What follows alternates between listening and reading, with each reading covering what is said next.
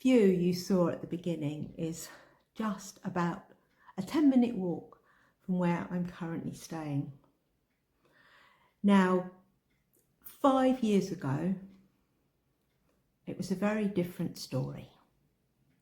So how did I go from being in debt to living my dream life and waking up in a different country and no, I didn't win the lottery? So I'm going to share with you some of the steps that I took to move from that life to this one. In 2021, it was lockdown. We all remember that. And I was struggling financially because not being able to work, I wasn't able to pay my credit card bill. And all my savings are gone and I was feeling very low and depressed. And it really felt like I'd hit rock bottom and I couldn't even see a way out. I couldn't see a future for myself. But here I am 5 years later in Australia, the other side of the world, travelling full time, which has long been a dream of mine. So how did this happen? If you'd have even said to me like 2 years ago, I would not have even believed that it was possible. So if you are in that situation right now and thinking that there's no way out, well then let me share a few tips that will help you get out of that situation. And it's not just about paying off the debt. There's more to it. So stay with me. And also, I'm going to share with you the biggest mistake that a lot of people make when they have debts and they need to pay them off. Now, I'm not saying that you don't pay them off. Of course you do. And it's also important to talk to your bank. So the first step is to allocate your money as it comes in. You can call it money pots if you like. I learned this from a financial coach that I had, and it's something that I've been doing like for the last 6 years. So you have one, say for your bills, your savings, and if you have debts, paying off those, but also one for play, for enjoyment. The second step is always to pay yourself first. So when you have the money coming in and you allocate it to the different money pots, you take out the money, a certain percentage, and put that in your savings account, which for me is, for my future, for my retirement, and I put that into a high interest account. And then I have another savings account labelled play, and I put money in that. So there is money put aside for me to live a good life. And then finally, once you've paid your bills and other responsibilities, you then allocate some money to paying off your debt. Now, obviously, I don't know what it's like in other countries, but in the UK now they are much better with mental health. So it can be really hard, you know, to avoid it, stick your head in the sand. But I found that when I spoke to my bank, they understood because I wasn't able to work. And obviously I'd been able to meet my payments beforehand. I had a 0 interest card, so I wasn't actually paying any interest. And then when I realised that actually this was becoming quite overwhelming for me, I reached an agreement with them. They froze the balance, they didn't charge me any interest, and I made an agreement that I would pay off a certain amount each month, which we then reviewed every 6 to 12 months. Well, actually, initially, I had forgotten that I wasn't paying anything, but there was only a limited amount of time they could do that, maybe a year or something, and then I was started to pay a minimal amount. So each month, you see, the debt is going down. And because I'm not paying any more interest, that is never going to go up.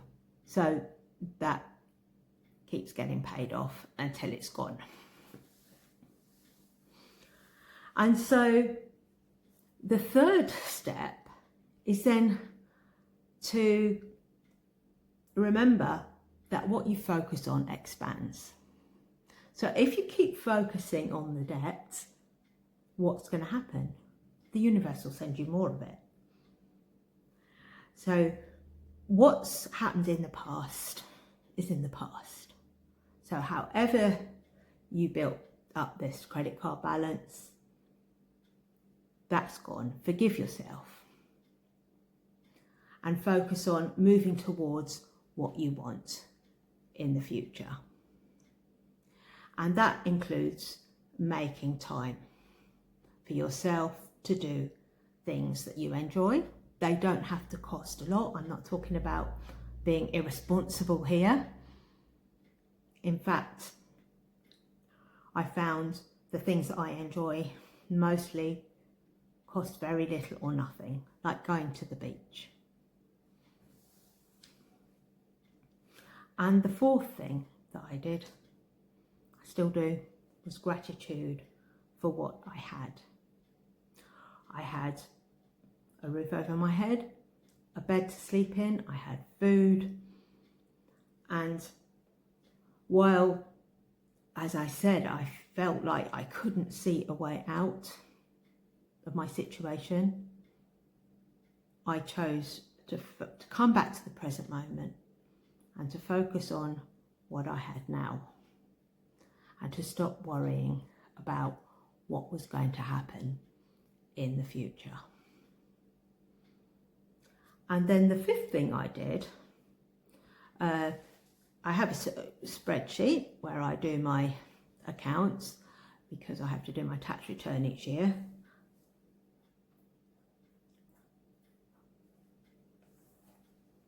And on that spreadsheet, I had my income, you know, money coming in, money going out, income and expenditure.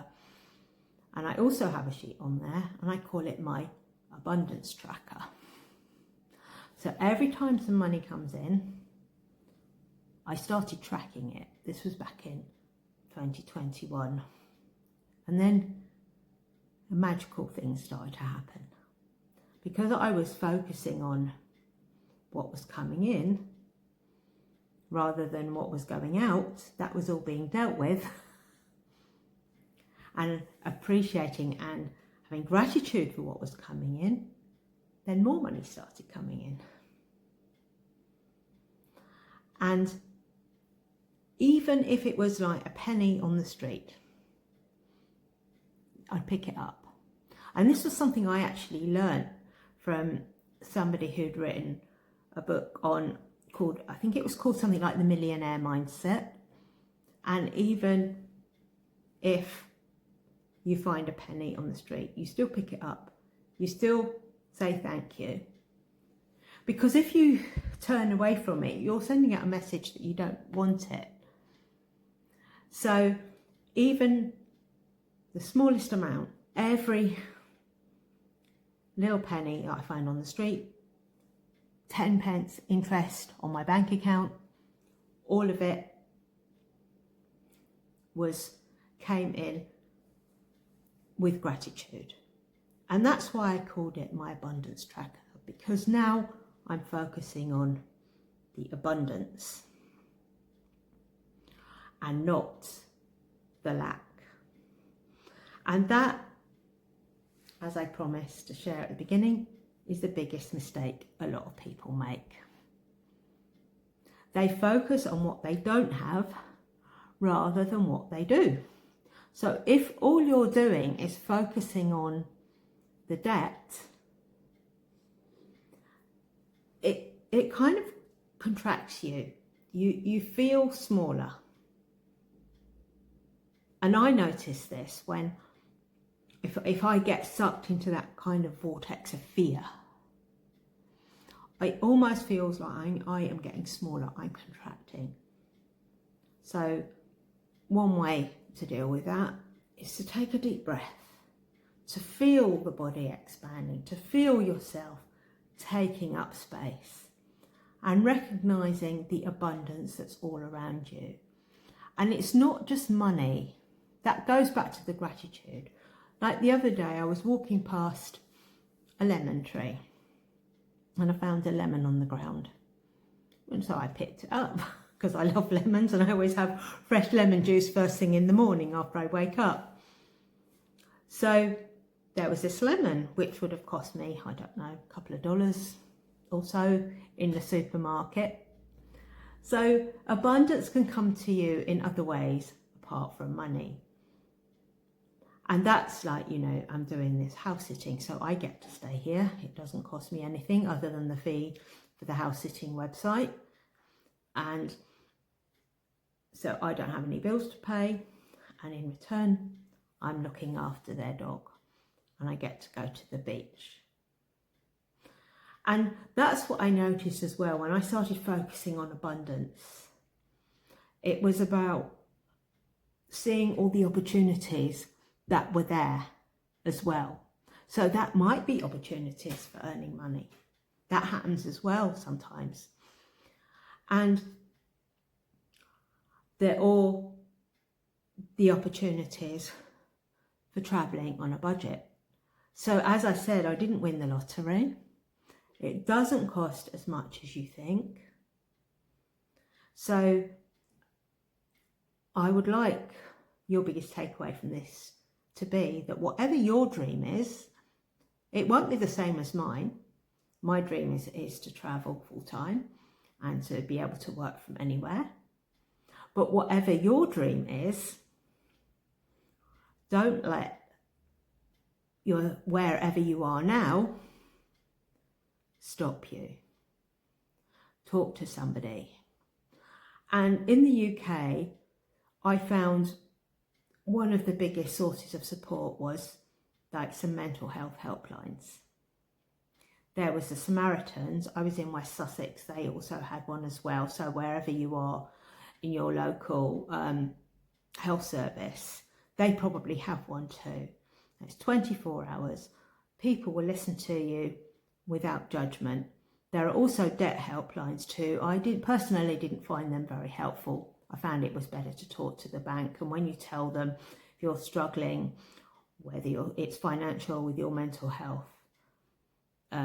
most of them have got specialised staff to help you and will support you through that. They won't judge you. It's very different to how it used to be when you used to get nasty letters and things. They are a lot more understanding now and a lot more sympathetic. And talking about it helps to release some of the fear around it, release the shame. Forgive yourself. We're human, you know, we're not perfect. And just know that even if life, it feels hopeless, there is light at the end of the tunnel and change is possible. So I wish you well and hope that whatever your dream is, that it comes true for you. So until the next time, take care, go well, and lots of love.